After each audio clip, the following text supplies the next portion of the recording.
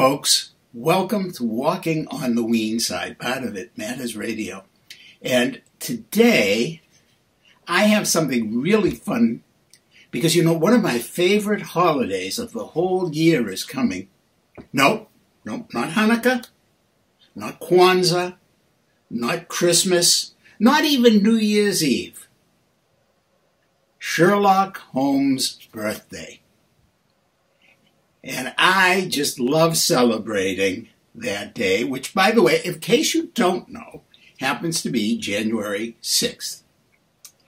And to help me celebrate, I have Lauren Cercone with me, and she is the president of the Transfixed Correspondence of Phoenix.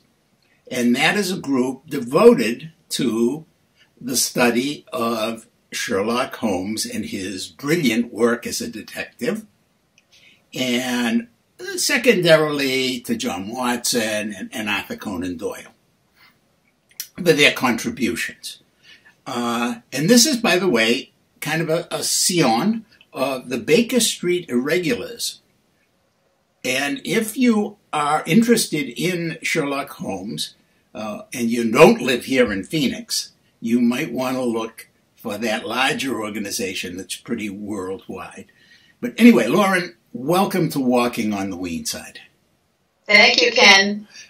So, how are you going to celebrate Sherlock's birthday? Well, every year I host a potluck luncheon, the birthday luncheon, here at home, and we have the Phoenix Sherlockians, and that's the Transfixed Correspondence of Phoenix. And I also invite the people from Tucson. There's a scion down there called, wait for it, Holmes on the Range. Oh, I love it. Yeah. There's some very clever names. There are some very, very clever names among the BSI scions. And then there are, now these are local meetings, and your group meets once a month. And is that usually the rule, once a month? Well, for us, we are, because we're a young group. We're a young scion. When I moved to Phoenix about 3.5 years ago, didn't know a soul, and was looking for things to do, got into meetup.com, and also wrote to see were there any Sherlockian organizations. Well, there's one out in Fountain Hills, about an hour east of Phoenix, and then the people up in Anthem never wrote back to me. So I decided to start this group here in Phoenix, for Phoenix Sherlockians. Now, one of the things I love about Holmes is his fascinating way of thinking. And one of my favorite quotes, and I'm not going to tell you what it's from because you're going to know, I know you'll know, is when you have eliminated the impossible, whatever remains, however improbable, must be the truth. Exactly. And it's one of the most famous, he is one of the most quotable characters that you will run across. He is one of the most enduring literary characters. He actually says that a couple of times through the stories. And you know, there are 56 short stories and then the 4, well, we'll call them novellas. They're not really full novels. So he says it a couple of times, but he has some wonderful quotes about data. And if you're a Star Trek fan, you may remember Leonard Nimoy as Spock. Of course. That, quoting this, as an ancestor of mine once said, so he claimed descent from Sherlock Holmes, because remember he was half human, he descent from Sherlock Holmes. Right. And that's one of the great things of Holmes is eternal, he is global, he is continually being reinvented through various characters, through various media. And there was a terrific book came out, I think it was last year, The Great Detective by Zach Dundas, and he investigated this, like, why is Holmes so eternal? And he buddy movies, when you look at buddy movies, it's like Holmes wants to do the original buddy movie. Yep. And why do you think what is your personal opinion about why Holmes has done so well? It continues to be such a fascinating character. Well, a couple of reasons. One is humans absolutely love problem solving. We're a race that will solve problems. You see it in the other primates too. So we're fascinated with that. He's a mystery solver. He is a problem solver. Mm-hmm. That's part of it. Part of it is also, I think there's a huge fascination with the Victorian era. This is late Victorian, high Victorian, if you will. And he actually, the last story was published in 1927, and you're full into flapper era then. It was set at the time of the First World War. Right. But we're very fascinated with a time that seems remote, and yet there's so much of the modern in it. He had the telegraph, he had the phone. Mm-hmm. The telegram was his version of instant messaging or tweet. He texted a lot, which you see in BBC Sherlock. Right. I was going to say, now we have modern versions of Elementary and Sherlock that are using modern technology. But we see it in Holmes. He's a very modern figure in a lot of ways. He would have been in Silicon Valley, probably. He would have been one of the great geeks of the 21st century had he lived now. Well, he would have, or perhaps his brother Mycroft. Mycroft, and Mycroft appeared in only 4 stories, so we don't have a lot to go on with him. He was supposed to be the smarter brother. Right. But he had absolutely no drive whatsoever. He was essentially a career, not a politician, but a government behind-the-scenes administrator, if you will. He's one of these. He would have been in D.C. probably pulling all the strings. Mm-hmm. So I see him in a very different sphere, as you see him in a different sphere in the Holmes stories. He was in government and an advisor. He was the British government, as Holmes declared. Mm-hmm. So he would have been in D.C. He probably would have been a CIA guy or NSA or something like that. Now that's getting scary. He would have been in Black Ops. That was Mycroft. So, Holmes was too wound up. He was much, much too energetic and much too driven to be that way. Mm-hmm. Especially one of them is things about him was that if he didn't have something to do, he would get really funked out.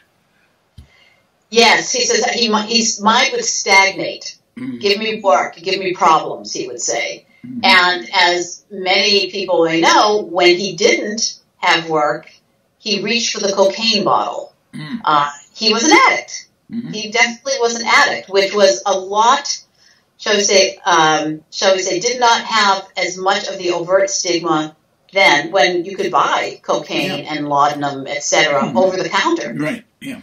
Very easily. But he was bored.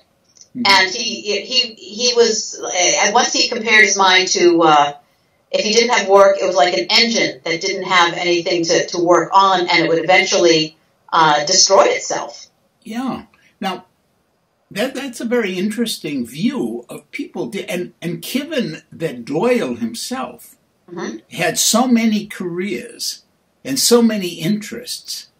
He did. Do you think that there's some projection of himself into his character there? Probably, because he was a high-energy guy. He was, obviously, he was a failed doctor, but his heart was never really in it. Mm-hmm. He famously sat in his consulting room waiting for patients to show up and then was writing the stories, to while away the time. But he was a sportsman. He was extremely athletic. Mm-hmm. Rugby and skiing, and he was a great cyclist. Mm-hmm. Loads of pictures of Doyle and his second wife, Jean, on their tandem bicycle going somewhere. He gave speeches. He appeared here and there. He was very, very high energy. I wonder if he also dabbled a little bit with cocaine. There is absolutely no evidence whatsoever of that. But remember that he was exposed to a lot of the senior side of life, shall we say, in London. And he saw addiction. He saw what drug addiction, he saw what alcohol could do. His father was an alcoholic. His father was institutionalized for most of Doyle's life. His father was quite bonkers. But his son, Doyle, was brilliant. Brilliant by on an even keel. He was, in some ways, an everyman for the British. He was the stalwart everyman British sportsman, journalist, writer, and doctor. I mean, he did continue to volunteer his medical services, especially during the Boer War when he went to South Africa. Mm-hmm. Yeah. Now he was married twice. He had, I believe, 5 children, one of whom died right after the First World War, I believe in some related way. He lost a son in World War I, and I believe it was to influenza. Mm-hmm. He lost a brother. They were a military family in some ways. He lost his son Kingsley, and then the 3 surviving children. There were 2 sons, Adrian and Dennis, and then there was Dame Jean. And none of them were writers. Dennis and Adrian basically were hell-bent on spending every cent that their father ever earned. They were, by all reports, not very pleasant people to be around. Mm-hmm. Unlike his father, who was extremely affable and had a wide circle of friends. Now, at what age did you personally discover Sherlock Holmes? It was probably, and like this is so many Sherlockians say this, it was about 10 to 12, somewhere in there, where I was given one of those watered-down books, for kids, mm-hmm. The casebook of Sherlock Holmes, mm-hmm. which I only recently gave, I would say, maybe recently, 10 years ago, gave away to my nieces and nephews. Mm-hmm. And I remember just being hooked immediately. Oh, yeah, same here. It never let go. It never lets go. Mm-hmm. And it always astonishes me when you come back as an adult and you read the canon, and Sherlockians refer to the original stories by Doyle as the canon. One N, guys. And you read it, and these are not children's stories by any means. We have very adult themes. We have, besides the addictions, and alcoholism, and infidelity, and gruesome murders, and decapitations, and madness, and drug. These are not children's stories. Indeed not. And we'll be right back to discuss more of that, folks. So stay tuned for more Walking on the Weene Side.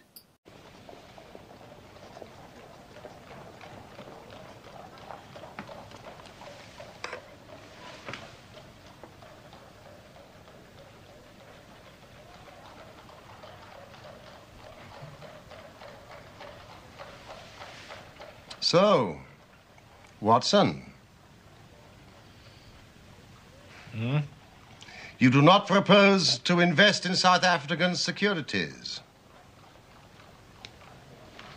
How on earth do you know that?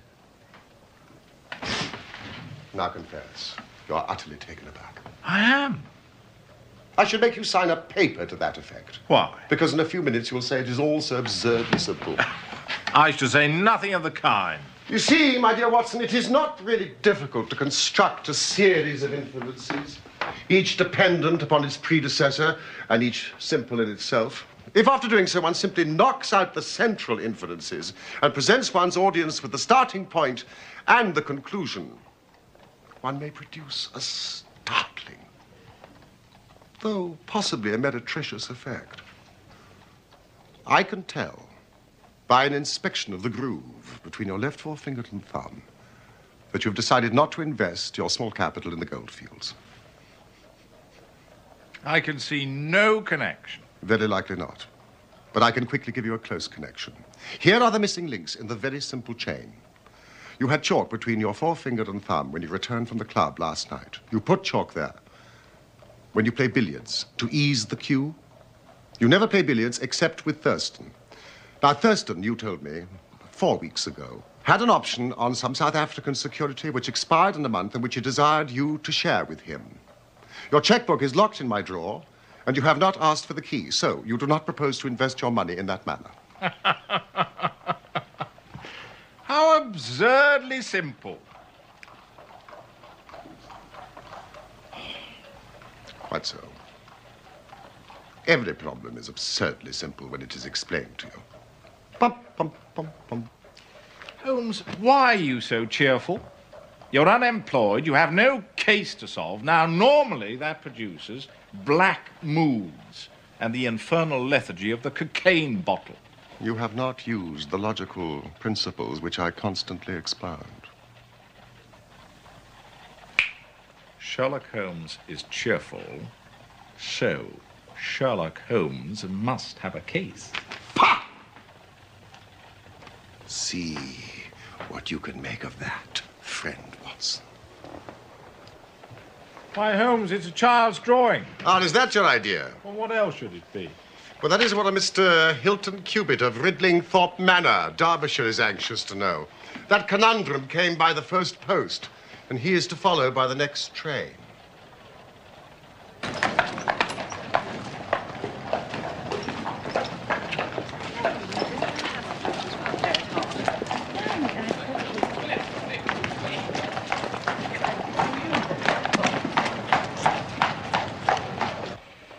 Hilton Cubitt. No, I have already looked him up, Watson. His family has owned land in Derbyshire for over 500 years, so I presume that Mr. Cubitt is as respectable as he is worthy. With a fresh face, an open countenance, and wearing a brown bowler hat. Oh, no, you cannot possibly know that. Really, Holmes?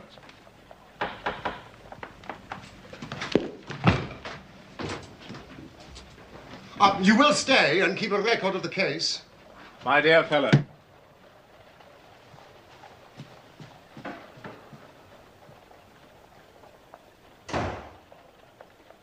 Thank you, Mrs. Hudson. This way, Mr. Cubitt.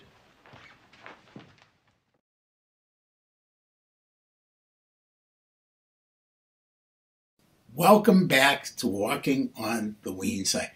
Lauren, the game is afoot. The game is indeed afoot, and that's one of the famous Shakespearean quotes that Holmes has been known to throw out there. For all of his Watson saying that Holmes focused only on what could be applicable to a crime, he actually was throwing out quotes from Shakespeare, from Goethe. He quotes quite a bit. Hafiz. He gets around. He throws. I think he even quotes George Sand at one point. So he is a great storehouse of knowledge. What is your favorite of the stories? Oh, I knew you were going to ask me that, and I was like, and I kept thinking of it. What is a favorite? Because it's hard to pick. Everyone has one that they just think is just absolutely horrible. But it's usually the Mazarin Stone, but we won't get into that. You know, one of my favorites is the Musgrave Ritual. And that is the story from which I took the name of our scion, the Transfixed Correspondence, because at the beginning of the story, there's this set piece, and this is part of what we love about the Sherlockian stories. When we see life in 221B Baker Street, where Holmes and Watson live, they're flat in Baker Street. And Watson will give a description of some of Holmes' behavior, and he was complaining about how Holmes was personally a very tidy person about his actual person. He said he was fastidious as a cat, but he had some very odd habits. He would keep his cigars in the coal scuttle. He would keep his pipe tobacco in the toe of a Persian slipper, and he kept his unanswered correspondence transfixed by a jackknife to the very center of the mantelpiece. So he did have his quirks. He definitely had his quirks. But it's a story that is based on history. It has a love triangle in it. It has the famous Musgrave Ritual itself, which is a riddle of how to find whatever is missing, and it comes back to the romance of the Jacobean kings. So it has a lot of atmosphere to it. Now, when we say people who are into Holmes will say they're going to play the game, what does that mean? Well, it's a way of approaching the stories, and it's kind of tongue-in-cheek, but it's reading the stories and talking about Holmes and Watson and the whole cast of characters as though they really lived. And there is a huge body of scholarship. Someone once quipped, never have so has so much been written by so few, for so many. Mm-hmm. There's, endless tracts and essays and conferences on problem solving of, how many wives did Watson really have? Mm-hmm. When did these stories take place? Because Doyle was notoriously sloppy about dates mm-hmm. in stories, and there's a lot of contradictory evidence, but it's fun. Mm-hmm. One of the things is, when is his birthday? Because, in fact, there is no place in the Doyle written literature about it. It's things that people have tried to parse together out of what facts they have. And it's actually one of the original founders of the Baker Street Irregulars, the writer Christopher Morley. Mm-hmm. And people may recognize him from The Haunted Bookshop or Parnassus on Wheels, or two of his most famous short novels. And it's too long and involved to get into how he got there, but he eventually figured out that it was January 6th of 1854. Mm-hmm. Right. And just to spend the amount of time, it just goes to show how easily we can get so obsessed with this character, because he is so engaging. He is so wonderfully quirky and human and brilliant and exciting that we get transfixed. And the only thing I never understood mm-hmm. was how he managed to go without a love interest of his own. Of course, he does sort of have one. Well, he has a very, very deep friendship with Watson. Excuse me. Which, again, there is all kinds of fanfic that put in these homoerotic overtones to it, but it's part of what we have to avoid doing is a sort of historical revisionism mm-hmm. of looking at them through today's lens. Mm-hmm. Watson obviously, got married at least a couple of times over the course of the time that he knew Holmes. He met his first wife. Well, ostensibly his first wife. There are some Sherlockians who disagree. Mary Marsden. He met in the novella The Sign of Four. Mm-hmm. She came as a client, mm-hmm. and he ended up proposing at the end of that story. Mm-hmm. And there's a number of times during the stories, the whole 60 stories, where he said, his practice and his wife, his marriage had taken him away from Baker Street, and he hadn't seen Holmes at the time. But Holmes declared many times that he was all brain, mm-hmm. that the rest was mere appendage. Mm-hmm. And I think we see people like this today, where everything was consumed in the fire of that intellect. Except there was that woman. Well, people want her to be that woman, the woman, because he referred to her as the woman. The woman, yeah. But there was absolutely no romance there. Yeah. He was fascinated by her because she outsmarted him. Right. And frankly, had he known women better, he probably would not have let himself be outsmarted. Had he given women more credit, shall we say. Yes. People try to make him into a very dire misogynist, which he no more so than any other Victorian gentleman, and less so in cases. Yeah, I was going to say he was pretty pro-women, considering the time he was being written in. He was, and he was very courteous mm-hmm. to women. There are only one or two spots in the canon where he is rude mm-hmm. to a woman, and it's very jarring because we haven't seen that before. Mm-hmm. But people want him to have a love interest, and of course, when William Gillette came along, the famous American actor, and can he marry Holmes off to someone because he was writing a play that was you had to have a love interest in a play, of course. Right. And Doyle just said, you can marry him off or kill him or do whatever you want to him. I don't care. Yeah, well, that was one of the things, of course, that happened was that Doyle himself became very estranged from Holmes. Holmes was a means to an end for Doyle. Doyle considered his actual serious writing to be his historical novels. Right. He was a great medievalist. people have probably read The White Company, which is his best known then. He was very, very prolific. He wrote a number of medieval, and Sir Nigel comes to mind for the medieval. He also wrote other series, such as the Professor Challenger series, which is, he was kind of a sci-fi whiz. And he wrote, which I find very amusing, the Brigadier Gerard, who was a French soldier of the Napoleonic era, who was kind of a blowhard, but an actual very good soldier. And they're very entertaining. They're very entertaining. So then there was the great scandal when he killed, Doyle killed Holmes off. Yes. Final problem. It's the second of the books now. When his stories were gathered into books, they were originally published in magazines, as you know. And he got tired of it, and he killed him off. And people were enraged. His mother was furious. I mean, once you've crossed your mother, you know you've gone too far. But he let it go for about 10 years, and there was such an outcry. And let's face it, that was his moneymaker. Yeah. And so he had to write Holmes to support his other writing. Now, Holmes, of course, there have been, beside, you mentioned plays, and of course, references on television, and there have been movies, both of the stories. You can go particularly on YouTube and find some of those, but also movies that, are fan fiction, I guess you'd say. Fanfic, yes, there's plenty of that out there. Yeah. And then there are these wonderfully interesting spin-offs where there are different Holmeses altogether. And I want to talk a little bit about all these different ways of approaching. Yeah.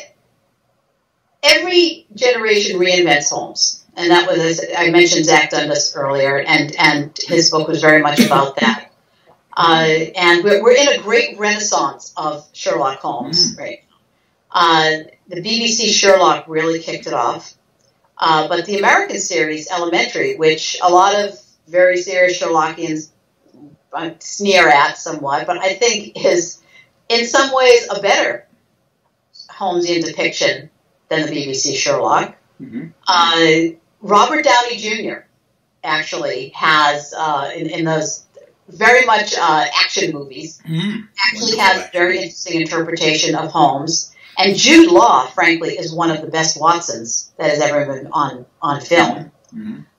So we've got a lot of Holmes versions, and they all have different aspects and different interpretations. I'll tell you what, and this is heresy. I am not a fan of the Basil Rathbone depiction of Holmes. I have never been a Basil Rathbone fan. I find him too one-dimensional. He is very cold, very staid. We don't see any of the emotion. When you go back to the original stories and read them, Holmes was, despite his protestations to the contrary, he was a very emotional person. Yes, there was a lot of energy. There were outbursts. My personal favorite, of course, is the Granada series that came out in the 80s with Jeremy Brett. And to me, he is the definitive Holmes. Now, one of the things that, when you and I actually met, was this past summer, and there was a Sherlock Holmes Film Festival. Yes. And one of the best, in some ways, films I've seen of the Holmes material, it was a Russian film. Yes, Vasily Limonov. Yes, it was excellent. That's a series. Actually, that was a series, and you can find them on YouTube. Limonov is spelled with an I, Limonov. Outstanding interpretations, and I cannot remember who played his Watson, sorry. But they are excellent portrayals. And one of the things that I like about, for instance, the Robert Downey portrayal and the Elementary and even the Limonov is when the stories begin, and the first one is set in 1881. It was first published in 1887. It's set in 1881. If we assume 1854 is the correct, Holmes was a young man. He was under 30. He was like 27 years old. And we always think of them as of Holmes and Watson as being these kind of paunchy middle-aged guys. they were kind of young and hungry, and they hadn't established themselves when the story begins, when A Study in Scarlet begins. They're looking for flatmates. They're trying to establish themselves in London. They're just starting out. Yeah. And we forget that a lot. And we'll be right back after this. Shut up. I didn't say anything. You were thinking. It's annoying.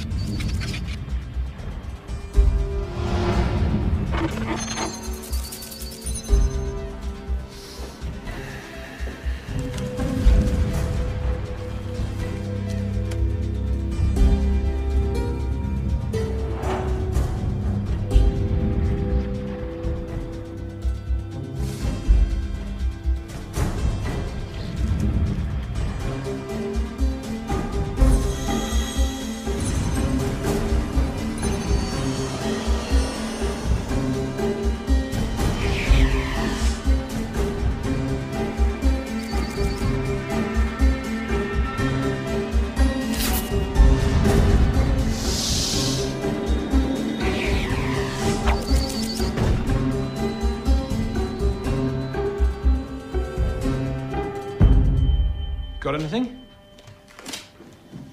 Not much. She's German. Rache. German for revenge. She could be trying to tell us Yes, something. thank you for your input. So she's German? Of course she's not. She's from out of town, though. Intended to stay in London for one night before returning home to Cardiff. So far, so obvious. Sorry, obvious? What about the message? Dr. Watson, what do you think? Of the message? Of the body, you're a medical man. Well, no, we have a whole team right outside. They won't work with me. I'm breaking every rule letting you in here. Yes, because you need me. Yes, I do. God help me.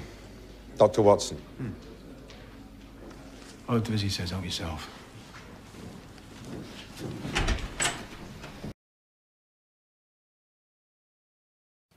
Welcome back to Walking on the Weene Side. Now, one of the things I really like about Sherlock Holmes is the brilliant attention to detail. Yes. And this is one of my favorite exchanges. It's, I believe, between Inspector Gregory and Holmes. Gregson, I think. Is it Gregson? Oh, Yeah. Okay. Yeah. And you consider that to be important, he asked Gregson. Exceedingly so. Is there any point to which you wish to draw my attention? To the curious incident of the dog in the nighttime. The dog did nothing in the nighttime.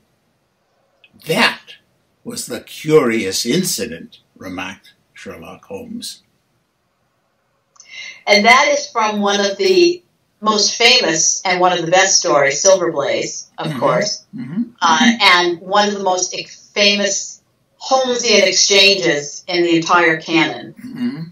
And it actually, and some people may be familiar with it from the novel by Mark Haddon, The Curious Incident of the Dog in the Nighttime, about an autistic boy who decides he's going to solve a dog's murder, essentially, by being like Sherlock Holmes and observing clues.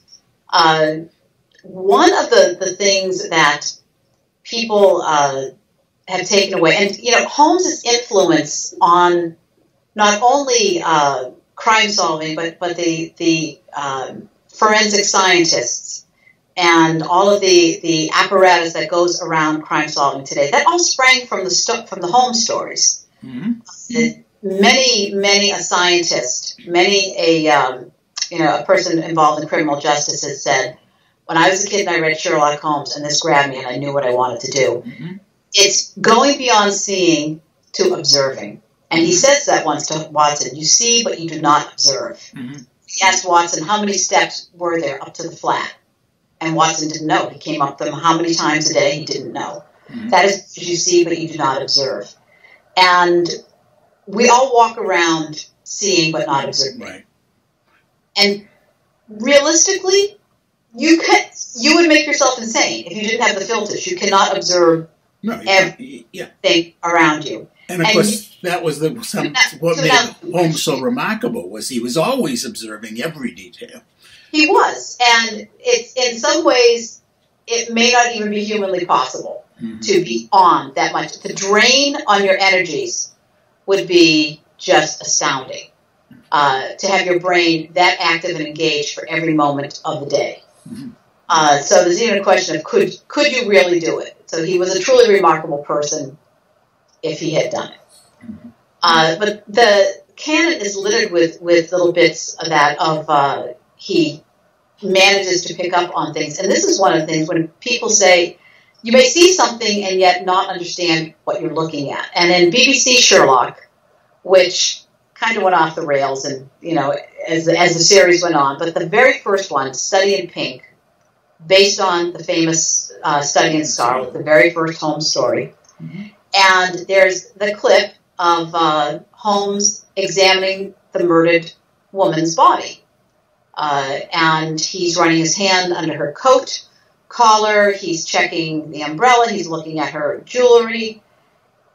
And you've got Lestrade and Watson looking at him like, what is he doing? They're seeing the same things, but they don't understand what they're looking at. Right. They see, but they do not observe, and they do not interpret. And that is so important. And then deducing from, all of these facts, what makes sense of them, to interpret and make them go together. And Holmes had a astonishing breadth of knowledge. And at one point, Watson was complaining that he didn't know about this and he didn't know about that, and he did. He learning in nearly every field that you can imagine. Or he would tap an expert. He knew, to whom he should go to get the expertise. It's very important, but he had almost an encyclopedic knowledge, not only of crime, but of many, many other fields. Chemistry, particularly, and botany. I love the play on, and of course these were sciences that were just really reaching a fruition and a flowering during the Victorian age. So Absolutely. In many ways, one of the things I love about the Sherlock Holmes books is that as I'm reading them, I'm connecting them in my mind to this world in which they're appearing, and he is really giving tongue to new ideas. He is like so on top of the new. He is, especially with chemistry. Although there's been a lot written about Sherlock Holmes the chemist, and I am not a chemistry person at all. So there's some question about really how good a chemist he was. But when you look at what he was doing with footprints and what he was doing, with understanding tracks and preserving the scene and how to examine a body, it's almost difficult to fathom how groundbreaking it was, because of course every cop show that you watch today, you see this done as a matter of fact. Well, it's CSI. Absolutely. Or you see the true crime things, and you watch the actual forensic scientists at work. The whole series Bones, where you have forensic anthropologists at work, and she was very much a Holmesian figure. Yeah, oh yes, especially because she had that kind of, of course now we put diagnoses on people. She had that kind of Asperger-y kind of quality that you find in Holmes, which is... Absolutely. And one of the interesting things is, people will look at the Holmesian figure and try to diagnose, what was this guy really about? Now, going back to Doyle, his father was what we would call now bipolar. What they called manic back then, or manic depressive back then. And it was institutionalized for decades. And alcoholic, and we know that this happens with bipolar people where they try to self-medicate, etc. But this was a behavior that Doyle was very, very familiar with. So there was this feeling that Holmes was he had these bursts of energy. He wouldn't eat for 3 days. He wouldn't sleep for 3 days. And then he would be indolent, and he wouldn't get off the sofa, and he scraped at his violin. So there's very much that. People try to say, well, he was on the spectrum. You know, he had Asperger's, or he, you know, this, possibly. But in the end, that's part of what makes him so fascinating, of what was going on in that great brain. Mm-hmm. Well, he is a fascinating character. And, of course, one of the things that, as you pointed out, at the beginning of the stories, he's just starting out. Of course, Watson even more so. And then as time goes on, the stories reflect he's established. People know of him. People are coming to him because of his success. And then, of course, Doyle tries to kill him off because he's fed. But even his mother, as you remind us, insisted you have to bring Sherlock back, so he does. But what, of course, we never see is the fullness of his life, and we don't see him growing older. And so one of the things in that film festival that I attended with you last year was one of my favorite Holmes portrayals, which is Mr. Holmes, which is about his old age. He's an old person. Yes. And it was the brilliant Ian McKellen played Holmes. And according to if you look at the very late stories, his last bow, where it's right before World War I, and world, you know, the European war is on the horizon, and it's a very somber story, and he's thwarting German spies in it. He'd come out of retirement on the Sussex Downs to become a beekeeper, and that's all we know of him. We never get an epilogue of what happened to Holmes after that. Right. But one of the things that was so touching in that portrayal was, here we see the man who is a great brain, he said, I am a brain. The rest is appendage. And now that brain was failing him. Right. Of his memory was failing. Which at 94, which is how old he was supposed to be, I think you could cut him some slack, and yet Holmes was not one to cut himself slack. And it was a gradual decay and decline, and he did not want to go gentle into that good night. It's a beautiful movie, isn't it? It was. Yeah. It really was. And it's one of those things that people can agree or disagree of. How he would have been portrayed with his housekeeper, etc. Like, where was Mrs. Hudson? It's like, well, give her a break. After all Mrs. years, Hudson presumably was long since passed. Was long gone. Was probably long gone. Yeah.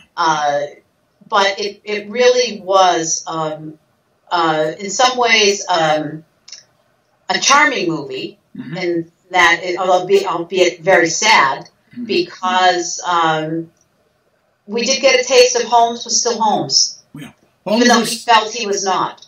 Holmes was still Holmes, and his ability to have that connection that is so often missed in the movies, that he really was connecting to people and caring about people. There's no way that he could have been able to, quote, read people or to understand what a person would do in a situation without a tremendous empathy. Well, yeah. Tremendous empathy. And awareness. Sorry? And awareness of people. And awareness, exactly.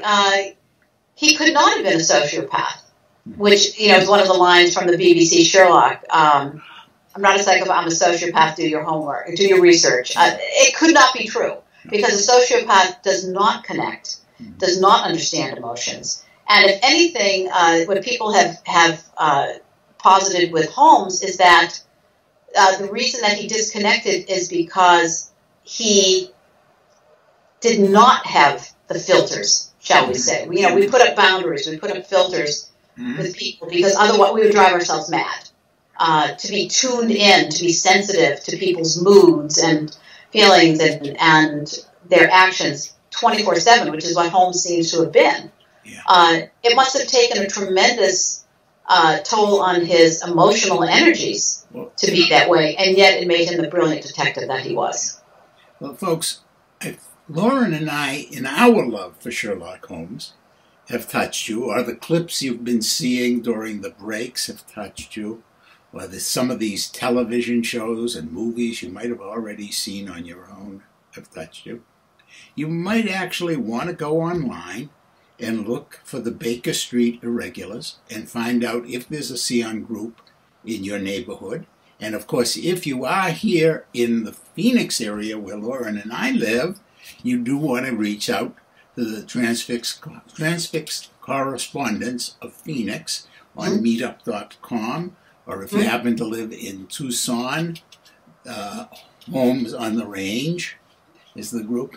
But really, it's great fun and makes for a wonderful camaraderie as you join together in an appreciation of one of the truly great contributions of English literature, the canon of Sherlock Holmes.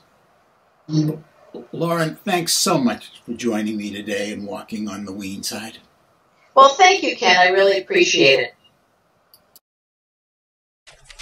My singular gift for observation and deduction may have come from my grandmother, who was a sister of Vernet, the French artist. Your art in the blood is liable to take the strangest forms. For example, my brother Mycroft. Your brother? I didn't know you had a brother. Oh, yes. And I can assure you that he possesses a far greater faculty for observation and deduction than I do. Holmes, I know that you are a modest man. My dear Watson, I cannot agree with those that rank modesty among the virtues. To the logician, everything should be seen exactly as it is. And to underestimate oneself is as much a departure from the truth as to exaggerate one's own ability. What I have just told you about my brother is the exact and literal truth. Well, naturally, I don't doubt your word. But if there is another man in England with such singular powers, how is it that neither the police nor the public have ever heard of him, let alone myself? He is very well known in his own circles. Where then? The Diogenes Club.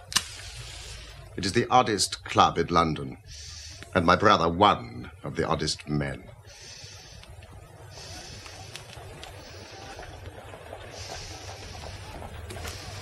I suppose you wish to meet him. Well, of course I do.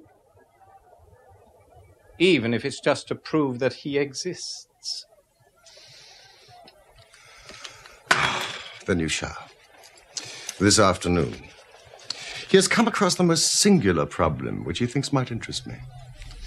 But why does Mycroft not use his great powers for detective work? If the art of the detective began and ended in reasoning from an armchair, my brother would be the greatest criminal agent that ever lived. What is to me a means of livelihood is to him the merest hobby of a dilettante. But he has no ambition and no energy. What is his profession, then? He has an extraordinary faculty for figures. He audits the books for some of the government departments.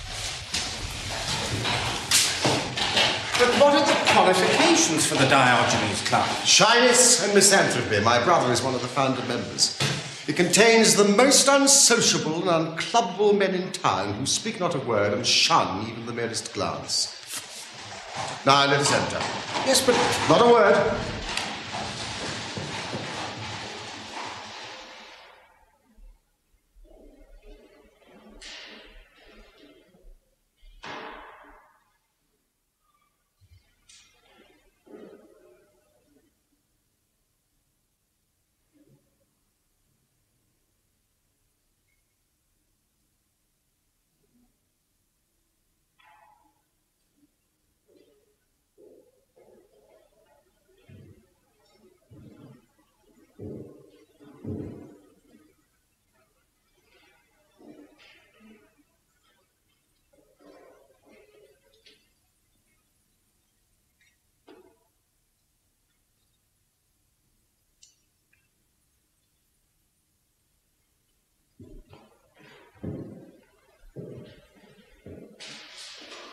Holmes, have you...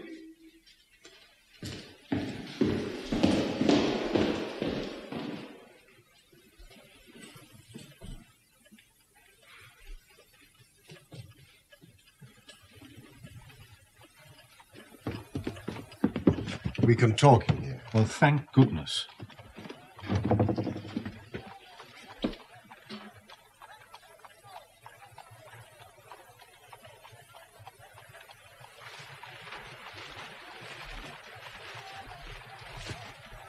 Look at those two men, Sherlock. What do you make of them? The billiard marker and the other. Precisely. What do you make of the other? An old soldier, I perceive. And very recently discharged. Served in India, I see. And a non-commissioned officer. Royal Artillery, I fancy. And a widower. With a child. Children, my dear boy. Children. Mycroft Holmes. Glad to meet you, Dr. Watson. I hear of Sherlock everywhere since you became a chronicler. Well, thank you. For anyone who wishes to study mankind, this is the spot. But surely you were taking things a little too far just now.